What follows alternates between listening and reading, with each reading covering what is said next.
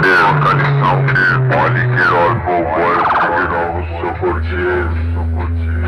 শোন, রহস্য করিস না, ময়দানে আসবি,